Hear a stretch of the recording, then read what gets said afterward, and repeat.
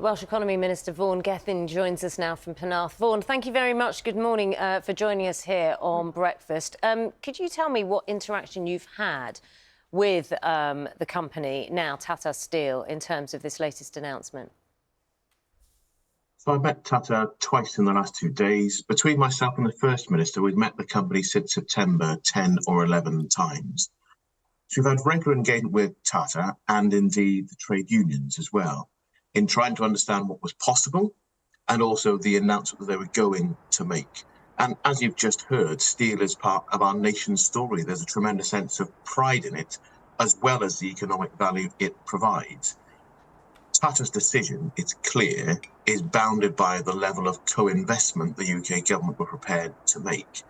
So the challenge now is whether Tata go ahead with the proposals they've made that will go into formal consultation next week, or whether actually the UK government thinks that a larger investment could secure a much larger number of jobs and a key asset for the future of the UK economy, because losing the blast furnaces means the UK becomes the only G20 country that can't make steel from scrap. That means that imports would have to be undertaken for a number of years in a really uncertain climate. Now, I think that's not the right thing to do from a UK security point of view. It would also, of course, from my point of view, be the wrong thing to do for the steel communities in Port Talbot and indeed Llanwern and Trustra that understand the very real risks to their way of life and their livelihoods that yesterday's announcement presents. OK, I suppose there are two issues to look at. One, how much more do you think the government, or would you like the government to contribute towards the transition? First of all, at the moment, it's at 500 million, £500 million. So there was a multi-union report that suggested 680 million could provide a transition to keeping a blast furnace open, to avoiding any compulsory redundancies. There was an alternative plan that didn't have costings around it. But in the end, the UK government stuck with a ceiling of 500 million. Now, my UK Labour front bench colleagues have been clear that there is, with the UK Labour government, a £3 billion green steel transformation fund available. So there could be funding available to deliver an alternative plan. Now, of course, for that to be real, there needs to be a general election. So understanding the real time frame for any choices that are made is really important. And one of the things I've said to the company in our private meetings as well as in public, so this isn't a surprise, is that I don't want them to make any irreversible choices based on the current level of UK government support. You will be aware of the narrative and the concern around climate change. Antonio Guterres, of course, the UN Secretary-General, said the era of global warming has ended. The era of global boiling has arrived. Tata Steel has said that this transformation in this form would reduce its CO2, carbon dioxide emissions, by 5 million tonnes a year, and overall, the UK's emissions by about 1.5%. Those are significant numbers, aren't there? Is that still, do you still think that is the goal that should be targeted?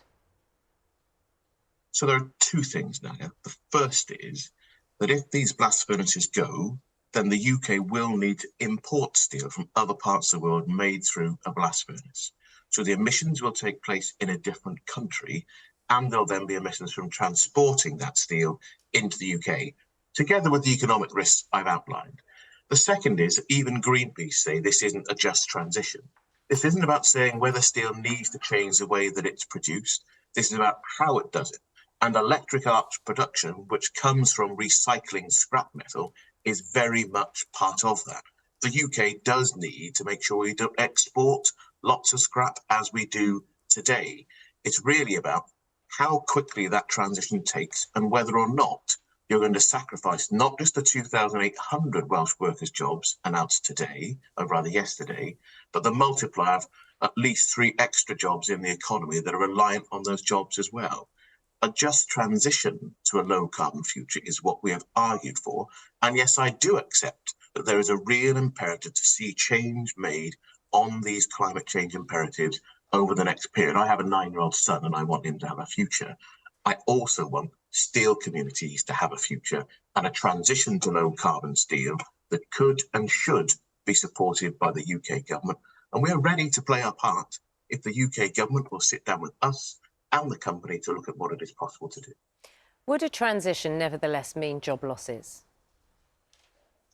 Well, it's possible there could be job losses, but the reality is we're talking about eye-watering job losses in a transition that simply isn't just.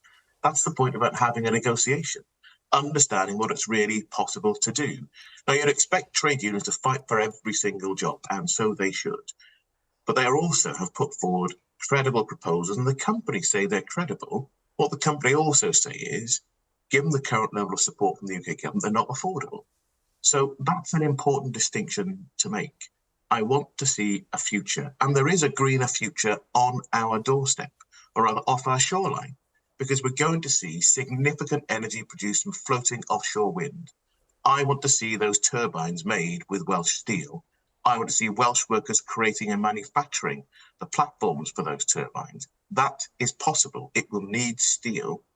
I think the most devastating thing would be to see all of that power generated with steel that doesn't come from Wales or even the wider UK, with jobs in manufacture that are taken somewhere else, where, for example, the government in the Netherlands is looking at incentivising Tata and their plant there to look at alternative ways of making steel.